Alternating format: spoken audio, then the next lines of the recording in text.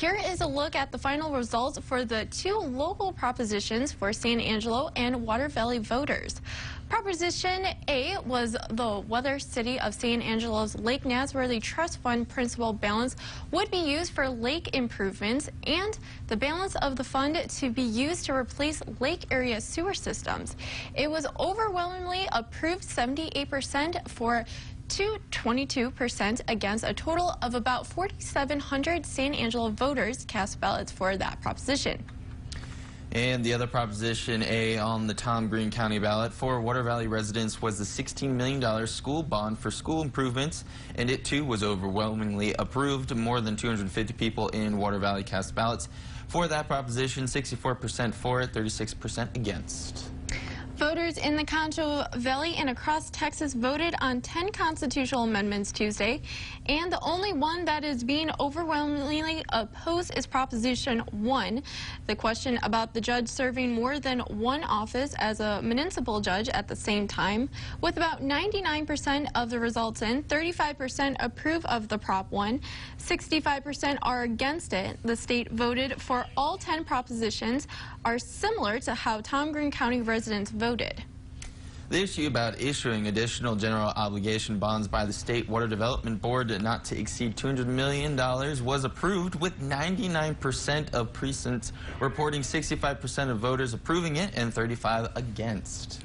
Looking at Proposition 3, authorizing the legislator to provide temporary exemptions for the certain property damage by disaster, 85% of voters approve, while 15% were against. And Proposition 4 would prohibit the imposition of a state income tax on individuals. Again, with most of the state voted counted, it approved with 75% to 25%. That's in line with Tom Green County numbers. Prop 5 would dedicate sporting goods sales taxes to fund the state Texas Parks and Wildlife Department, including state Texas parks like San Angelo State Park, and the Texas Historical Commission is being overwhelmingly approved, 88 to 12%. And Proposition 6 would authorize the legislature to increase the maximum bond amount for the Cancer Prevention and Research Institute of Texas by $3 billion. Passed with 63% approved and 37% against. The question of Proposition 7, which would allow increased distribution to available school funds, also passed with 73% of voters approving and 27% against. In Proposition 8, voters weighed on the question of the creating of the Flood Infrastructure Fund to help with drainage systems, flood mitigation, and flood control projects.